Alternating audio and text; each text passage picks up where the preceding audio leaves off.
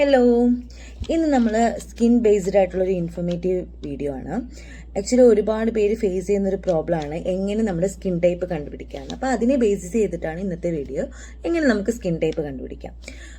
Mainly ആയിട്ട് 5 skin type ആണുള്ളത്. അതായത് നമ്മുടെ sensitive skin, normal skin, oily skin, dry skin, combination skin, ഇങ്ങനെ 5 ടൈപ്പ് സ്കിൻ ടൈപ്പാണ് ആസ് യൂഷ്വൽ ഇവിടെ നമുക്ക് നോർമലി കാണുന്നത്. ഇതിൽ നമ്മൾ 2 ബേസിസിലാണ് നമ്മൾ സ്കിൻ ടൈപ്പ് ഫൈൻഡ് ചെയ്യുന്നത്. ഒന്ന് നമ്മുടെ ഫേസിനെ ടി സോണായിട്ടും സി സോണായിട്ടും അങ്ങനെ 2ആയിട്ട് ഡിവൈഡ് ചെയ്യുന്നുണ്ട്. അപ്പം നമ്മുടെ ഫേസിനെ ഇതിൻ്റെ ബേസിസിലാണ് നമ്മൾ സ്കിൻ ടൈപ്പ് ഫൈൻഡ് ചെയ്യുന്നത്.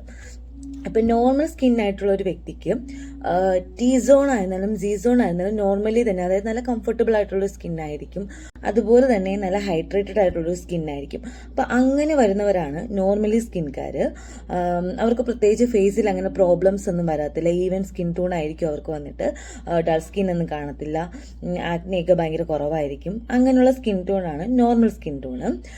പിന്നെ വന്നിട്ട് ഡ്രൈ സ്കിൻ എന്ന് നമുക്ക് കാണുമ്പോൾ മനസ്സിലാവും അവർ ടി സോണും സി സോണും ഭയങ്കര ഡ്രൈ ആയിരിക്കും. ഭയങ്കര ലൈൻസ് കാണും അവരുടെ സ്കിന്നിൽ. ഭയങ്കര ഏജ്ഡ് ആയിട്ട് ഫീൽ ചെയ്യും. വാട്ടർ കണ്ടന്റ് ഭയങ്കര കുറവായിരിക്കും. അപ്പം അങ്ങനെയുള്ള ഫേസിനെയാണ് നമ്മൾ ഡ്രൈ സ്കിൻ എന്ന് പറയുന്നത്. പിന്നെ വന്നിട്ട് ഓയിലി സ്കിന്ന്. ഒരുപാട് പേർക്ക് കാണുന്നതാണ് ഓയിലി സ്കിൻ എന്ന് പറയുന്നത്.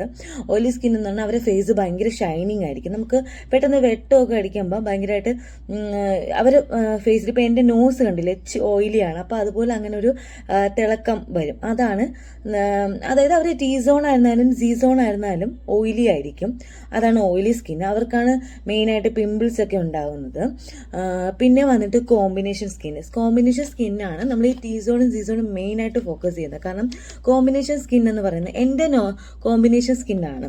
അതായത് എൻ്റെ ടി സോൺ വന്നിട്ട് ഓയിലിയും സി സോൺ നോർമലും ആണ്.